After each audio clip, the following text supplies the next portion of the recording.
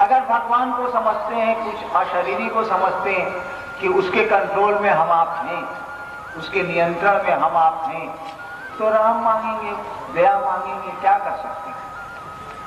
और इसीलिए विश्व की पुरानी जितनी भी सभ्यताएं हुई हैं,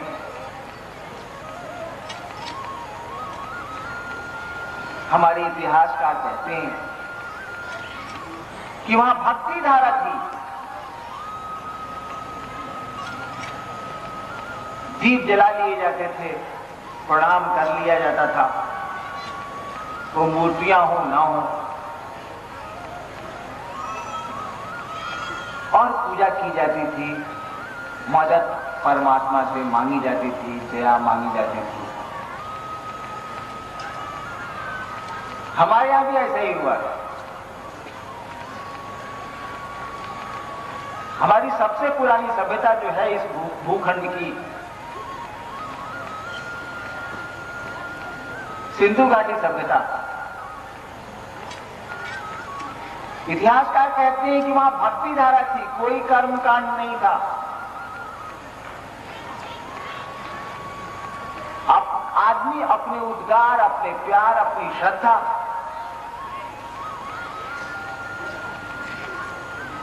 व्यक्त करता था उस अशरीरी सत्ता के सामने,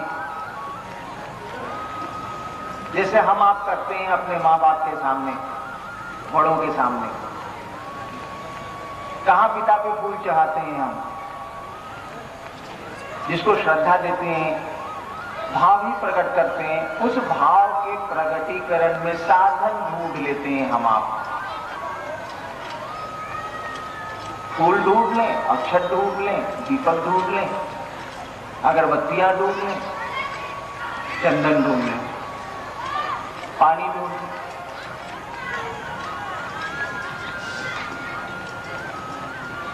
सबसे पहले आदमी हमारे बीच जो पूजा की पद्धति थी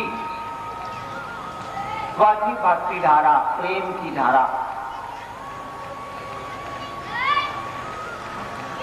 क्यों प्रेम की धारा थी?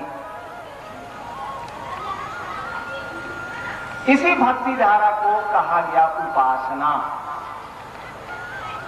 उपासना और साधना में अंतर होता है।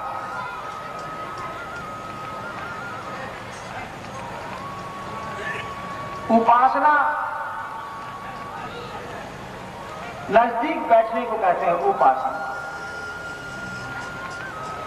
उप मने नजदीक, उप मने छोटा।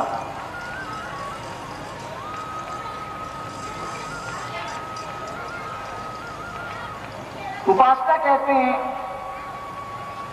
प्यार से परमात्मा को पाने की विधा। साधना कहते हैं जिसको साध लिया जाए, जिसको आप साध सकते हैं, जो आपके कंट्रोल में आ सकता है, जिसकी सिद्धि की जा सकती है, वहां तो साधना ठीक है। ताड़ के पेड़ पर चढ़ा जा सकता है, ठीक है, साधना हो सकती है, कैसे चढ़ा जाएगा। लेकिन आसमान पे चढ़ जाना है, अब इसकी क्या साधना होगी? आसमान पे तो कुछ बांस भी नहीं पहुंचेगा, चढ़ेंगे कैसे आप? वैसी अलग चीजों के लिए तो उपासना ही चल सकती है। तो हमारे यहां सबसे पहले चली भक्ति धारा, उपासना की पद्धति, प्यार की पद्धति। प्यार की तो कोई पद्धति होती नहीं।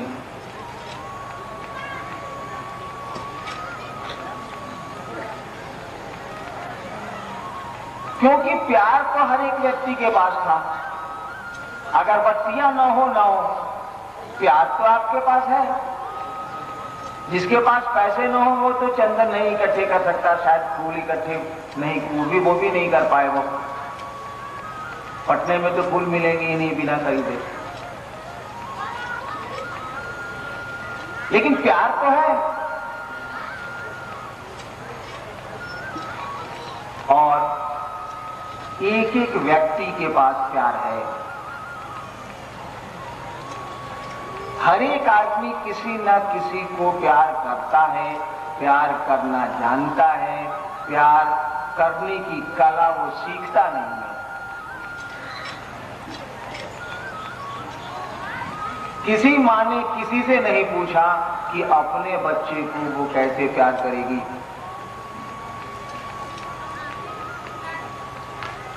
किसी पति ने किसी से नहीं पूछा कि पत्नी को वो कैसे प्यार करेगा। वैसा बता, प्यार आपका सहज है, खुद पैदा होता है। जैसे भय पैदा होता है, काम की वृत्ति को मनोज कहा जाता है, मन से वो जन्मती है। प्यार के साथ भी यही स्थिति है।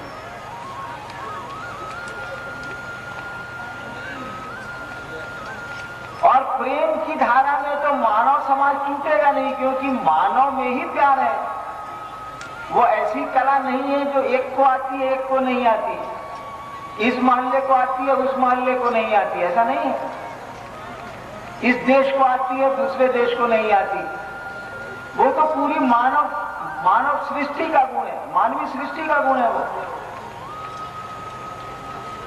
और इसीलिए उपासना की पद्धति चली।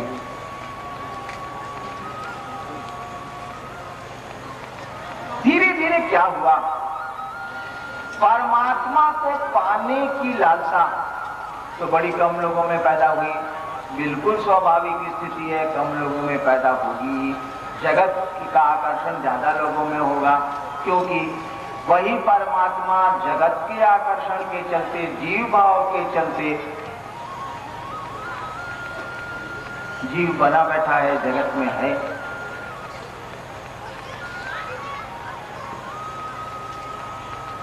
सामान्यतया तो जगत का ही आकर्षण व्यक्ति में होगा। जगत के आकर्षण से हटके, धरती के सुख से हटके, धरती की सुविधा की आकांक्षा से हटके परमात्मा से प्यार किया जाए, यह बड़ा दुष्कर है, बड़ा कठिन है।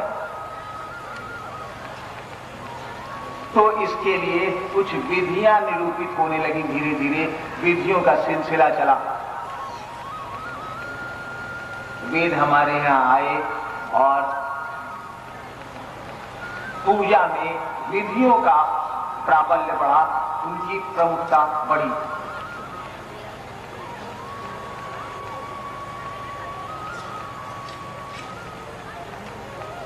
और प्रक्रियाएं शुरू हुई, यज्ञ शुरू हुए, हवन शुरू हुए, पूजा की तरह तरह की विधियां शुरू हुई, ताकि कुछ करके परमात्मा के प्रति प्यार को जगा लिया जाए, आदमी के मन को परमात्मा की ओर मोड़ा जाए।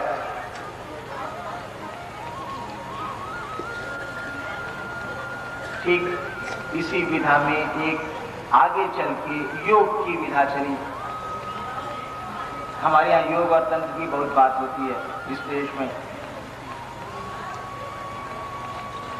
ये एक विज्ञान है। कहा जाता है कि तंत्र और योग दोनों सिक्युलर है, वो एक साइंस है, टेक्निक है, वो विधा है। ये जो प्राचीन काल में भक्ति धारा चली थी, प्यार की धारा चली थी, वही बाद में तंत्र के नाम से जानी गई। आप बहुत गौर करेंगे तो देखेंगे भक्ति धारा में जो गुण हैं, जो उसके अवयव आपको नजर आएंगे, वही अवयव तंत्र में भी नजर आएंगे। ये हम लोग का विषय नहीं, इसलिए हम लोग डिटेल इस पे नहीं जा रहे।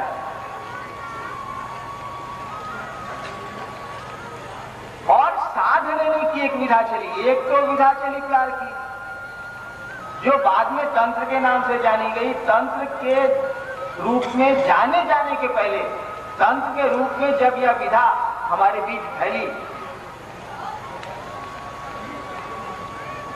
उसके पहले इसका नाम था भक्ति धारा। और तंत्र शब्द दोनों के इतिहास के काल के बीच में इसका नाम था आगम। भक्ति धारा आगमिक धारा में बदली, आगमिक धारा तंत्र की धारा में आ गई। आज हमारे आपके बीच में तंत्र शब्द से हम आप परिचित हैं। वही भक्ति धारा प्राचीन काल की भक्ति धारा आगम के रूप में जानी गई, वही आगम आज हमारे आपके बीच में तंत्र के नाम से जाना जाता है। बहुत का अंतर आ गया है। वह भक्ति धारा तंत्र के नाम से जानी जा रही है, और आज तंत्र की चर्चा होगी तो आप तुरंत समझ जाएंगे। उच्चाटन करता होगा, सम्मोहन करता होगा, वशीकरण करता होगा, क्रिया करता होगा, मसान उठान साधता होगा, मंत्र मंत्र जपता होगा। आज यही आदमी समझता है कि तांत्रिक है, ओझा है, इसका मन बहुत क्रिया करता होगा। यही जन सामान्य में यही बात है, करता भी यही है कुछ। और वहां थी भक्ति धारा, प्यार की बात थी।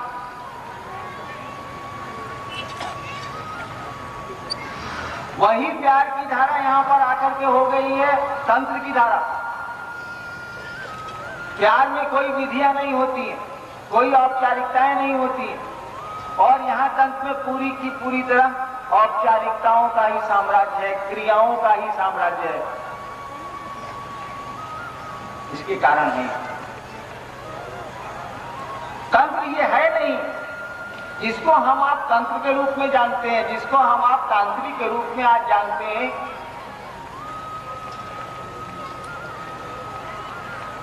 सही अर्थों में वो तांत्रिक नहीं है जो उच्चाटन करते हैं, सम्मोहन करते हैं, क्रियाएं करते हैं।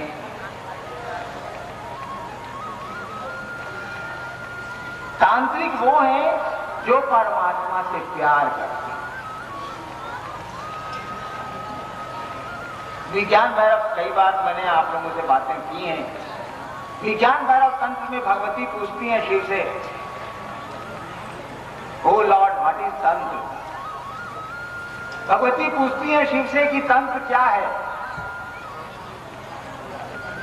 शिव कहते हैं, ओ Devi Tantra is nothing but love and surrender. Shiva कहते हैं कि हे पार्वती, तंत्र कुछ भी नहीं है, बस प्यार और समर्पण है। तांत्रिक वह है जो परमात्मा से प्यार करता है। तांत्रिक वह है जो वैसे अगर उदाहरण हम आप खोजते हैं, अगर एग्जाम्पल खोजें हम लोग, तो पता चल जाएगा कि तांत्रिक करता क्या है। भारतवर्ष के बढ़िया तांत्रिकों का नाम लीजिए तो, जिसको हम आप जानते हैं। हाल में चलिए, एकदम हाल तक आ जाइए। रामकृष्ण परमहंस भैया जो शिव की उपासना करता है, काली की उपासना करता है, भगवती की उपासना करता है, उसी को हम लोग तांत्रिक कहते हैं। सामान्य बात तो यही है, देखते हैं उपासना करता है, हम लोग उसको तांत्रिक कहते हैं। तो काली का एक बहुत बढ़िया उपासक अभी हाल में गुजरा है हम लोगों के बीच से, जिसको भारतवर्ष जानता है, रामकृष्ण परमहंस विवेकानंद के गुरु।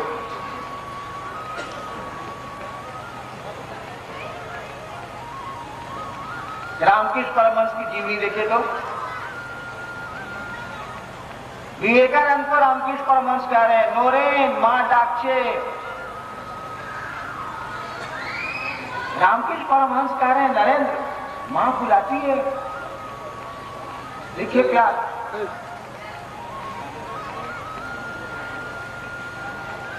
कहा जाता है कि रामकृष्ण परमहंस के सामने भगवती का नाम लीजिए, वो आदमी समाधि में चले जाएगा, पकड़िए नहीं तो गिर जाएगा। वो शरीर के तंतु शिथिल पड़ जाएंगे, क्योंकि मन ही शिथिल हो रहा है। देख लीजिए, एक तांत्रिक जो गुजरा, जिसके जीवन के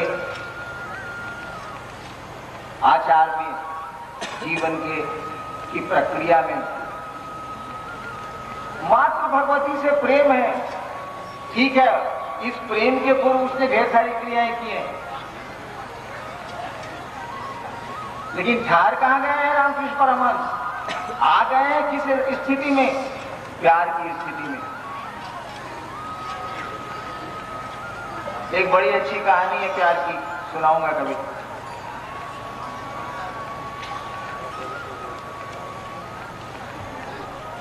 परमात्मा से प्यार करने वाले लोग गजब गजब हुए हैं यहाँ।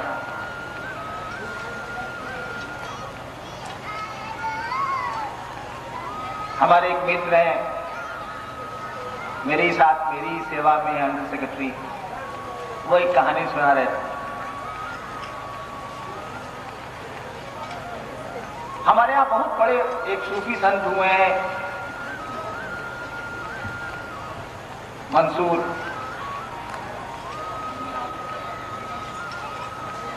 एक बार मंसूर बैठे हुए थे, टोपी पहन के बैठे हुए थे, सूफी संत हुए हैं वो।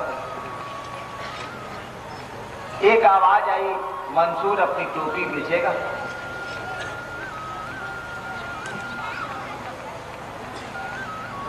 मंसूर ने सोचा कि अरे ये तो खुदा की आवाज। फिर आवाज आई, मंसूर अपनी टोपी बेचेगा। मंसूर ने कहा,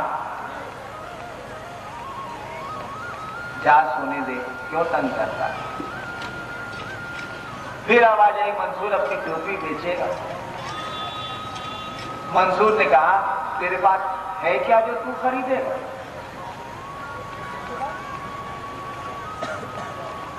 आवाज आई, मंसूर पूरी कायनात मेरी, सब कुछ मेरा, मेरे पास कुछ भी नहीं तेरी टोपी खरीदने को, बोल बेचेगा। मंसूर ने कहा, तेरे पास है क्या जो तू खरीदे।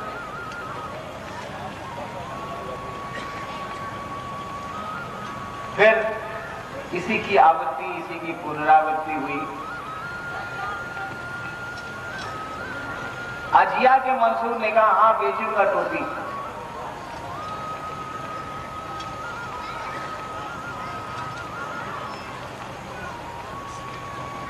एक काम करो, ऐ खुदा एक काम कर दो, मैं तुम्हारी टोपी, अपनी टोपी तुमको बेच दूंगा। मुझको तू जन्नत दे दे, स्वर्ग, मुझको तू जन्नत दे दे, लेकिन एक शर्त है, फिर दूसरे को मत देना। आवाज आई, मंसूर तुमको तो जन्नत बड़ी आसानी से मिल सकती, दूसरे को नहीं देना ये कैसे होगा। कहा, अच्छा ठीक, मुझको जहन्नुम दे, जन्नत नहीं तो ठीक जहन्नुम दे, लेकिन एक शर्त, फिर दूसरे को नहीं देना। आवाज आई, कैसे संभव है मंसूर।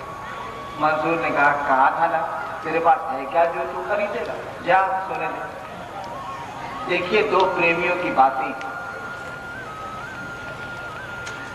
अगर कोई तांत्रिक हो सकता है तो मंसूर है।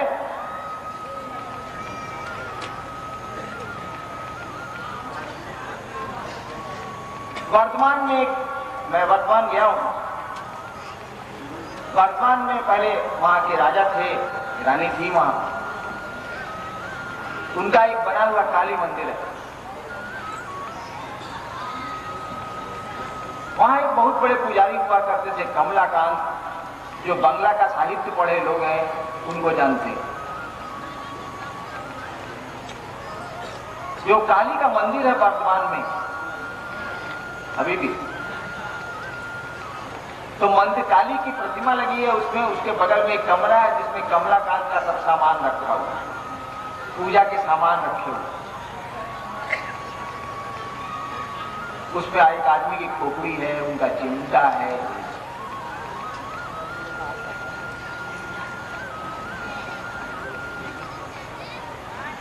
यानी देखने से तो लगता है कि आदमी तंत्र की क्रियाएं करता होगा। आज के शब्दों में खोपड़ी है आदमी की, चिमटा है और क्या क्या।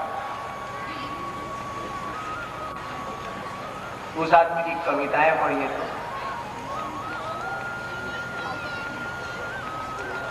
सकल ही तुम्हारी इच्छा, बंगला में है। कमलाकांत कह रहे हैं भगवती से, सकल ही तुम्हार इच्छा, इच्छा मोई तारा तुम्ही, তোমার কাজ তুমি করমা, লোকে বলে করি আমি। सकल ही तुम्हारी इच्छा, सब कुछ तुम्हारी इच्छा है मां। सकल ही तुम्हारी इच्छा, इच्छा मोई तारा तुम्ही, তোমার কাজ তুমি করমা, लोके बोले करी आमी। लोग कहते हैं कि मैं करता हूं, ये तो तुम्हारा काम है मां, तुम करती हो। देह यंत्र तुम यंत्री मां, शरीर रूपी मशीन की तुम मशीन में लो। देह यंत्र तुम यंत्री मां, देह रथे तुमी रथी। जेमन चलाऊ तेमन चलिमा, जेमन कराऊ तेमन करी। देखिए देखिए प्यार और समर्पण की बात। चलिए और थोड़ा घसकते हैं। बाबा खेपा का हमने अपने नाम सुना होगा, बंगाल तारापीठ सुना है हम लोगों ने। यह भी सुना है ना कि उन्होंने भगवती के मंदिर में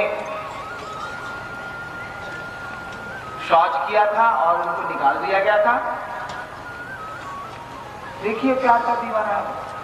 कहता है कि माँ तुम बाहर हो तो भीतर कौन है, भीतर जो है तो बाहर भी तुम ही हो, मैं कहा जाऊं।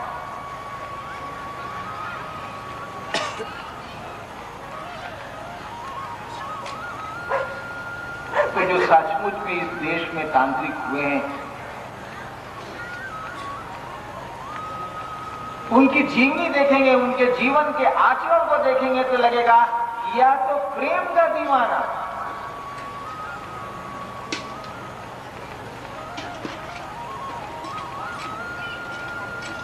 यह तो केवल प्यार को जानता और कुछ नहीं जानता। यही ना भक्ति। भक्ति कहते किसको? प्यार को ही भक्ति कहते हैं ना। कोई अंतर नहीं है लैला और मजनू के प्यार में और मीरा और कृष्ण के प्यार में, कोई अंतर नहीं है। आप जो अपने बेटे से प्यार करते हैं, मीरा जो कृष्ण से प्यार करती है, मजनू जो लैला से प्यार करता है, प्यार बात एक ही है, दूगो नहीं है। तो खुदा से प्यार करता है, सिम्टम तो एक ही डेवलप करेंगे, चीज तो एक ही है, जो नहीं है वो। मीरा रानी दीवानी कहने लगी, वो तो गली गली हरिपुर गाने लगी। मीरा रानी, देखिए शब्द का इस्तेमाल हुआ, रानी थी वो, राजा की बेटी, राजा की बतौर, राजा की पत्नी।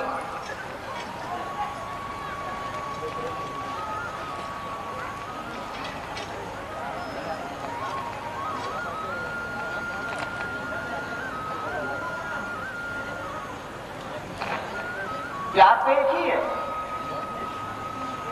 परमात्मा से हो गया तो आप कहते हैं कि भक्ति है ये। हमारे यहां भी तो भाषा में ऐसा ही होता है, साहित्य में ऐसा ही है। छोटों से प्यार करें आप, शब्द का प्रयोग हम करते हैं स्नेह। समपक्ष में प्यार होता है, हम लोग कहते हैं प्रेम या प्यार। बड़ों के प्रति बड़ों से प्रेम होता है तो हम कहते हैं श्रद्धा। उसी से बना श्राद्ध। श्राद्ध कर्म जो हमारे यहाँ होता है वो श्रद्धा दी जाती है। श्रद्धा क्या है? बड़ों के प्रति हमारे प्रेमोद्गार हैं, प्रेम के उद्गार हैं। शब्द इस्तेमाल हो। ठीक उसी तरह से परमात्मा से जब प्रेम होता है और उस प्रेम के फूल की सुगंध फैलती है, हम आप कहते हैं ये तो भक्त, यही भक्ति है। क्या अंतर आया इन तांत्रिकों में और भक्ति धारा में? मैं स्पष्ट नहीं हो रहा हूं क्या? एक ही चीज तो है, परमात्मा से प्रेम करने पर जो फूल खिलते हैं और सुगंध खुशबू निकलती है, उसको भक्ति कहते हैं। और अभी जिन तांत्रिकों का नाम भारतवर्ष का लिया है हम लोगों ने, जिन सूफी संतों का नाम हम लोगों ने लिया है, ये लोग भी क्या कर रहे थे? वही ना, वही व्याख्या है ना। प्रेमी के प्रेम दीवाने थे ये लोग ना। भक्ति भी यही है, यानी वही भक्ति धारा तंत्र है। गड़बड़ हो गया है, व्याख्याएं गड़बड़ हो गई। कारण है इसके, व्याख्या की जा सकती है क्यों ऐसा हुआ। इस लंबी यात्रा में, भक्ति धारा से तंत्र तक की लंबी यात्रा में, इतिहास के समय के लंबे अंतराल में तरह तरह के परिवर्तन हुए, तरह तरह की चीजें आई गई। साधना की एक विशेष पद्धति आई जिसने इन्फ्लुएंस किया तंत्र को, भक्ति धारा को। ये तो इतिहास की बात है, इतिहासकार इसकी विवेचना करते हैं। लेकिन चीज एक ही है, आपने शिव को गुरु माना है, इसलिए जान लीजिए जरूर कि तंत्र कुछ भी नहीं है, प्रेम है परमात्मा से। तांत्रिक वही है जो शिव और शक्ति से, परमात्मा से प्यार करता है। मंसूर से बड़ा कोई तांत्रिक नहीं है, मीरा से बड़ा कोई तांत्रिक नहीं है। यही लोग तांत्रिक हैं, ये क्रियाएं करने वाले तांत्रिक नहीं है, सो कॉल्ड है, तथाकथित हैं। तंत्र की व्याख्या में ये नहीं आते। आज यह अर्थ लग गया है, आज यह अर्थ प्रचलित हो गया है। ठाक ठाक करके चलने वाला ठाकुर कहा गया, अब यह अर्थ नहीं है। ठाकुर मने अब तो नाम का टाइटल हो गया ठाकुर। एक दिन जो ठाक ठाक करके खड़ाऊ बन के चलता था वह ठाकुर कहा जाता था।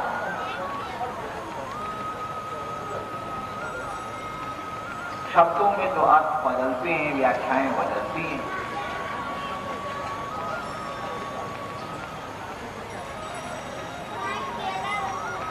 तो वही भक्ति धारा तंत्र के रूप में चली गई। फिर एक दूसरी विधा भी हमारे यहाँ चली, एक दूसरा टेक्निक भी चला। कहा गया कि जुड़ेगा परमात्मा से तो मन तो हमारा जगत की 1000 चीजों में भागता रहता है। मन को अगर कंट्रोल कर लिया जाए, मन को अगर स्थिर कर लिया जाए, मन को अगर नियंत्रित कर लिया जाए और तब नियंत्रित करके इसको परमात्मा की ओर ले चला जाए, यानी मन को साध लिया जाए, मन को साध के, आदमी के मन को साध के। ये किसी धर्म की बात नहीं है, ये विज्ञान है, टेक्निक है। मन को साधना है। मन आपके पास भी है और अफ्रीका में रहने वाले के पास भी है। ऐसा नहीं समझिए कि हमारी आपकी बहुत ही चीजें हैं ये, ठीक है हमारी हैं, सबके लिए मिली है ये। खोजा किसी ने हो, एटम बम खोजा जापान, हम लोग नहीं खोज लिया। जापानी है नहीं, बाहर के।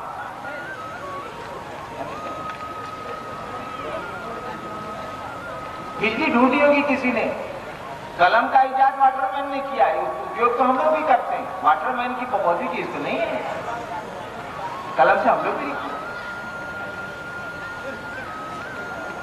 तो एक विधा चली कि मन को नियंत्रित किया जाए, मन को रेगुलेट किया जाए, मन को साध लिया जाए।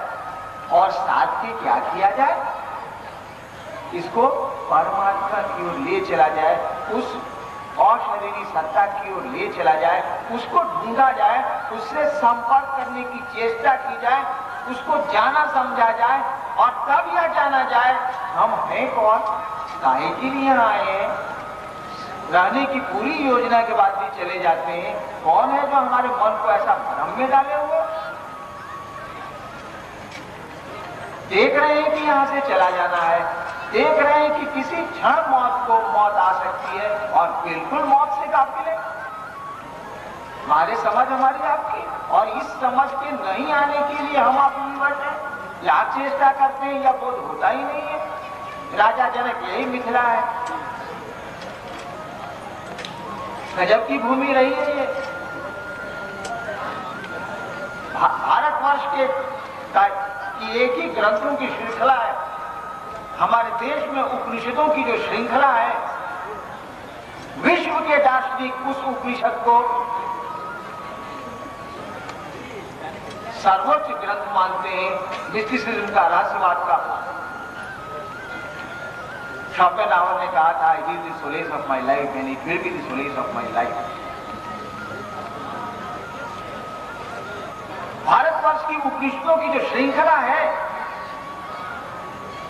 अब भले उपलब्ध नहीं हो, कहा जाता है कि 108 में क्या सच क्या झूठ पता नहीं, लेकिन जो भी उपनिषद हमको उपलब्ध हैं, कम से कम बुद्ध के पीरियड के पहले के, हमारे यहाँ जो उपनिषदों की श्रृंखला है उस पूरी श्रृंखला में सबसे चमकता हुआ हीरा जो ऋषि है आपके यहां का था,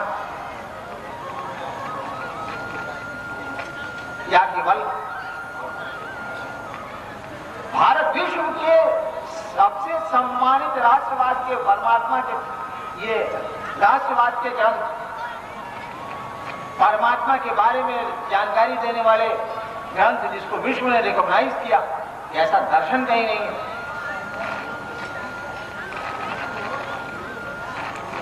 उन ग्रंथों की श्रृंखला में, उन ग्रंथों की सूची में उपनिषदों कई उपनिषद है, पूरी सूची में जो ऋषि सबसे ज्यादा चमक रहा है वह राजा जनक के दरबार का ऋषि है याज्ञवल्क्य। आप उसी क्षेत्र के रहने वाले हैं भैया।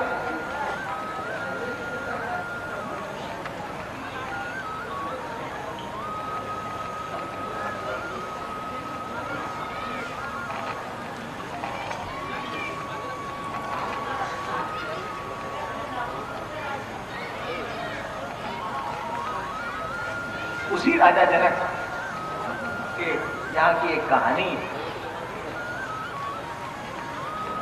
एक बार राजा जनक के यहाँ वो साधुओं की एक जमात रहने के लिए एक मकान बना हुआ था, एक क्षेत्र बना हुआ था जिसमें छोटे छोटे कमरे थे, जिसमें साधु आके टीका करते थे। उस काल में आपको जान के आश्चर्य होगा कि बहुत दिनों के बाद हम लोगों ने भी ये प्रक्रिया शुरू की है कि मंच से आध्यात्मिक प्रश्न किए जाएं और उत्तर देने का प्रयास किया जाए। यह राजा जनक के पीरियड करता था, बंद हो गया। उसके बाद उपनिषद के काल में हुआ करता था, और उपनिषद का तो सबसे चमकता हुआ हीरा वही है याज्ञवल्क्य। ठीक है, बहुत सारे ऋषि आए हैं उपनिषद में, लेकिन पूरे उपनिषद में जो हीरा चमक रहा है वो याज्ञवल्क्य है। और याज्ञवल्क्य के समय में इसी मिथिला में, मिथिला क्या कहिएगा, ये अभी का क्षेत्र है सीतामढ़ी, इसी सीतामढ़ी के प्रांगण में कैसी पवित्र भूमि है ये। वहां सभाओं में आध्यात्मिक प्रश्न होते थे, और उपनिषद क्या है, आध्यात्मिक सभाओं में हुए प्रश्न और उत्तरों का कोडिफिकेशन है। इतना बढ़िया ग्रंथ, इतनी बढ़िया पुस्तकों की श्रृंखला क्या है वो डिस्कोर्सेज रिकॉर्ड किए गए हैं। सभाओं में आध्यात्मिक राजा जनक बैठे हुए हैं, ऋषिगण बैठे हुए हैं, आध्यात्मिक प्रश्न हो रहे हैं, उत्तर दिए जा रहे हैं। ये जो डिस्कोर्स चला, ये जो संभाषण चला है, उपनिषद उन्हीं का कोडिफिकेशन है, उन्हीं को अभिलिखित किया गया है। तो उसी राजा जनक के यहाँ की कहानी है कि एक साधु ठहरे हुए थे राजा जनक के यहाँ, आए मिलने को। थोड़ा उनको अहंकार था। राजा जनक ने एक कोठरी दिलवा दी उनको रात में रहने को। कोठरी बड़ी छोटी थी, कमरा बड़ा छोटा था, दिया जल रहा था। वो साधु चला गया उसके भीतर, बाहर से दरबान ने छिटकिनी लगा दी कि सुबह खुलेगा चाहता, भीतर और व्यवस्था है, लेकिन बड़ा सकरा था वो। साधु जैसे सोने गया और ऊपर में उसने नजर उठाई तो देखा कि एक पतले धागे से एक नंगी तलवार लटकी हुई है ऊपर में। उसने देखा और उसका पसीना पसीना हो गया शरीर कि पतले धागे में नंगी तलवार धारी तो किसी क्षण टूटेगी और हम साफ। बहुत क्रोध आया उसको राजा जनक से कि बदमाशी की है राजा ने। रात भर वो बैठा रहा, सो तो सकता नहीं था, पतला सा कमरा, तलवार बड़ी लंबी चौड़ी थी, कहीं भी गिरती तो उसको काट देती। चुपचाप बैठा रहा, और बैठने पर भी संकट की यह स्थिति थी कि तलवार गिरे और उसको तो चोट लगनी है, कट ही जाना है उसको कहीं ना कहीं भी कोरे में वो चला जाए। 4 बजे सुबह उठाओ। राजा इंतजार करता रहा कि राजा निकले, अपने सभा में आए। जाते ही क्रोध में बरस पड़ा वो साधु। कहा कि विदेह, तुमने आज साधु का अपमान किया है। नंगी तलवार, उतनी बड़ी तलवार, उतनी वजनी तलवार, और पतले से धागे में छत से लटका दी। किसी किसी तरह तो मेरे प्राण बचे। राजा जनक ने कहा, लटका दी तो हंगामा मच गया, दीप गई लटकती तलवार तो इतना हंगामा हो गया, और लटक रही है तो ना पता है, यहां भी लटक रही है, वहां भी लटक रही है, तलवार तो लटक ही रही है। मौत के पंजे तो गर्दन पर है ही, पता नहीं कब दब जाए ये गर्दन। और कहां हमको आपको इसका एहसास है? कहां हम आप समझते हैं इस एहसास को? बड़ी लाचारी है, भ्रम में जीने को विवश है हम आप। हम लोग इसीलिए कहते हैं सही गुरु के पास चलिए, ज्ञान देगा वो। अगर गुरु है तो ज्ञान देगा, और गुरु है यह बात हमारी नहीं है, इस देश के बूढ़े बुजुर्गों की है। हमसे ज्यादा सही तरीके से इस मिथिला में रहने वाले बुजुर्ग जानते हैं कि शिव गुरु है। भले वो हमसे बहस कर लें कि शिव गुरु कैसे हैं बताइए, लेकिन वो हमसे अच्छी तरह जानते हैं, उनको खबर हमसे पहले से है कि शिव गुरु है।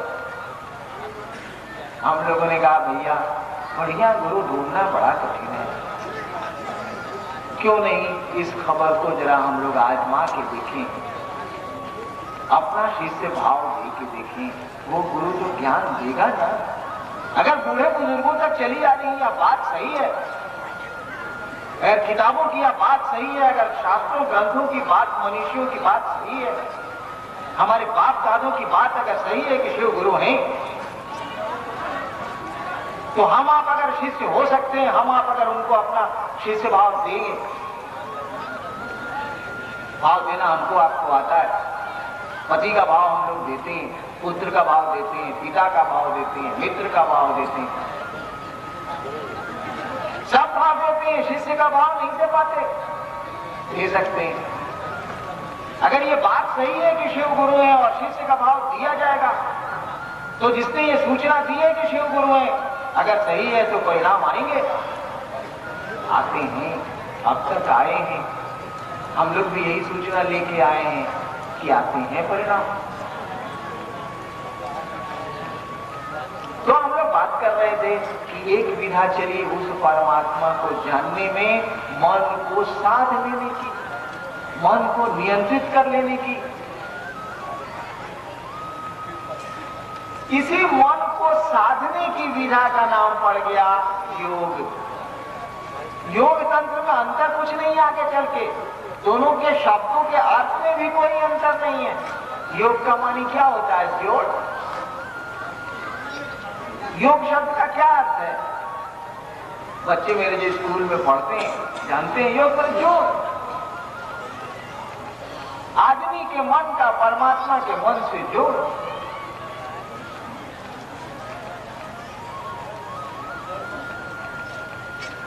यूनिट का कॉस्मिक माइंड से जोड़। प्लस है ये, यूनिफिकेशन है यूनिट माइंड का कॉस्मिक माइंड से, जीवात्मा का परमात्मा से जोड़। आदमी के मन का परमात्मा से मिलन योग है। प्रक्रिया में अंतर है, इसमें साध के चलने की प्रक्रिया प्रारंभ होती है। चित्त वृत्ति निरोधा योगा, चित्त की वृत्तियों का निरोध है, इसमें साधना है। तंत्र का मानी क्या होता है? तनु धातु से बना है तंत्र शब्द। तनु धातु से तंत्र शब्द बना है। तनु का मानी होता है फैलना या फैलाना, एक्सपेंशन।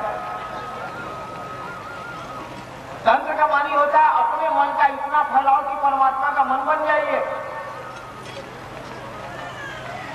तंत्र शब्द का अर्थ है फैलाव, फैलना, तनु धातु से बना। यानी मन को इतना विस्तारित कर लिया जाए, मन को इतना विशाल कर लिया जाए जितना परमात्मा का मन है। परमात्मा के मन और हमारे मन में बहुत का अंतर है, बहुत डिफरेंस है। चीज एक ही है लेकिन अंतर है। हम भी छोटे मोटे परमात्मा हैं लेकिन आचरण में बहुत का अंतर है। हम लोग अंतर करते हैं, परमात्मा अंतर नहीं करता। बादलों ने माल्ले को देख के थोड़ी ही पानी पड़ता है कभी आज तक। पेड़ों ने कभी आदमी को पहचान के फल थोड़े ही दिया है। नदियों ने थोड़े ही कहा है कि तुम्हारे पांव को मैं धोऊंगी, उसके पांव को नहीं धोऊंगी ना। शबनम दोस्त ने कभी नहीं कहा कि इस आंगन में बरसूंगी, उस आंगन में नहीं गिरूंगी, जी ना। बादलों ने नहीं कहा, सूरज की किरणों ने कभी नहीं कहा कि इस आंगन को धूप देंगे, उस आंगन को छाया दे देंगे, जी ना। उस परमात्मा की चीजों ने, उस खुदा की चीजों ने कोई अंतर नहीं किया। अंतर हमारी बुद्धि करती है। थोड़ी बुद्धिमान हो गए ना हम लोग, थोड़ी बुद्धि ज्यादा है हम लोगों को, समझते ज्यादा है। बड़ी लंबी लंबी योजनाएं हम बनाते हैं तो उधर भी बना लेते हैं। बेटा कहाँ रहते, नाती कहाँ रहते, हमारे बउआ कैसन बा, तो ऊपर मकान कैसन, बड़ी लंबी लंबी योजनाएं हम लोग बनाते हैं। बुद्धि है तो वहां भी बना लेते। देखिए उसने तफरका नहीं सीखा, उसकी चीजों ने तफरका नहीं सीखा, लेकिन हम तो करते हैं। बहुत अंतर है। तंत्र कहते हैं अपने मन को परमात्मा के मन के बराबर बड़ा कर लेना, विशाल कर लेना, एक्सपेंशन। योग और तंत्र में क्या अंतर हुआ? अपने मन को परमात्मा से जोड़ लेना योग है, और अपने मन को फैला के परमात्मा का मन कर लेना यह तंत्र है। कहाँ दो चीजें हैं? प्रक्रिया में एक प्यार की विधा है, एक साध लेने की विधा है, एक उपासना है, एक साधना है।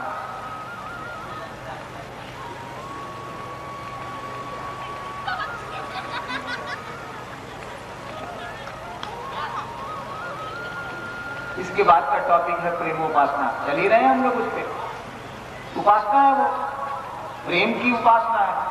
प्रेम और उपासना दो चीजें नहीं है, एक ही चीज है। भक्ति भी वही है, तंत्र भी वही है, आगम भी वही है। और प्रेम की ही साधना जो है, देखिए आपको मैं कह दूं कि आप प्याज लहसुन नहीं खाएं, योग को साधें, चित्त वृत्तियों का निरोध करें। चित्त वृत्ति निरोध है योगा। योग का मूल सूत्र है चित्त की वृत्तियों का निरोध। यहीं से प्रारंभ होता है योग। नियम है, उसके बाद ये